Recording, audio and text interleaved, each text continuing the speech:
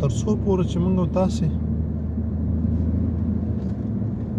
هغه ژوند خپل نه کوم چې خدای پاک موږ او تاسو ته راښودلی دی،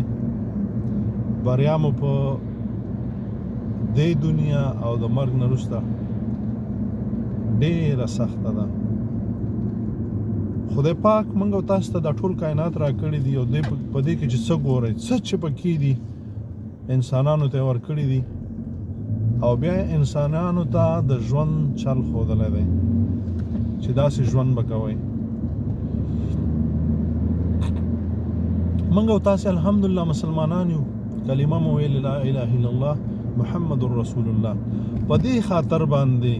موږ او تاسې د دې ژوند سره، یو خو کفار دي هغوی ژوند کوي، د هغوی د ژوند ترتیب د عبادت نه، یعنې د مسلمانۍ د عباداتو نه، د خدای پاک د حقوقو نه بغیر دوی چې کوم د دنیا ترتیب د سمې جوړ کړی دی، کوي د یو د بل حق نه خوري، د یو بل خپې نه وي، یو بل وژني نه، د یو بل سپکاوی نه کوي، ان تر دې چې غیبت نه کوي، ان تر دې چې چا پسې وروسته خبرې نه کوي. پوه شوې؟ خپل حق دی، د خپل حق نه تېرېږي او ستا حق بلکل نه خوري. یو زمنګ دی چې موږ به دام کوو، دا څه چې دي دا دوی چې دنیاوي ګوره، د دې سره به عبادت کوو، نو بیا زموږ څه کېږي؟ دا چې د چا حق نه خورو، دا چې د چا خدمت کوو، دا چې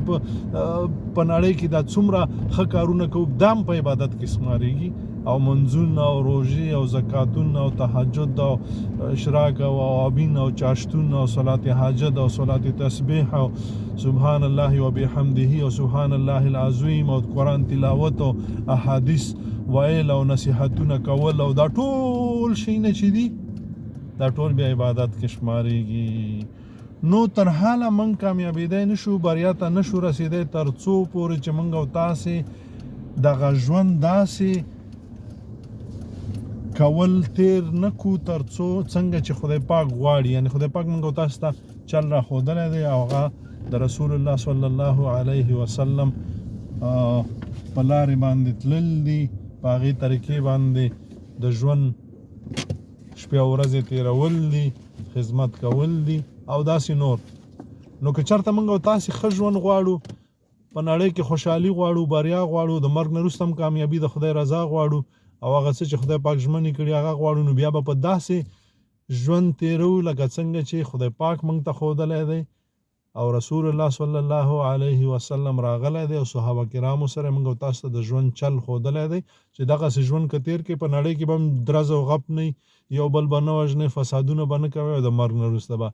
مستقیم جنت ته ځئ، خدای پاک به درنه راضي. او که دلته هم یو بل وژنې، په کور کې غمونه وي، منافقتونه دي، رور ته غل، پلار زوی ته غل، مور ته غل، مور لور ته غل، تره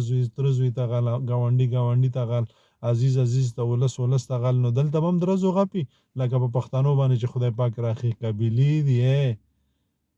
دشمن ته یې مړې سترګې نیولې دي، کله چې د تره زوی سره جنګ شي، کله چې د عزیز سره جنګ شي، بیا کله شنکو پیشي او وروره شلډزي او دا شکو او توپې دي، دشمني ورکوي او هغه ورته کران ډینګ ډینګ ډینګ ډینګ ناستې او چکچکې ورته وي او دا چې د یعنې د کور زمریان او د بیدیا ګیدړان شغالان، ای خدای مو شرمېدلو.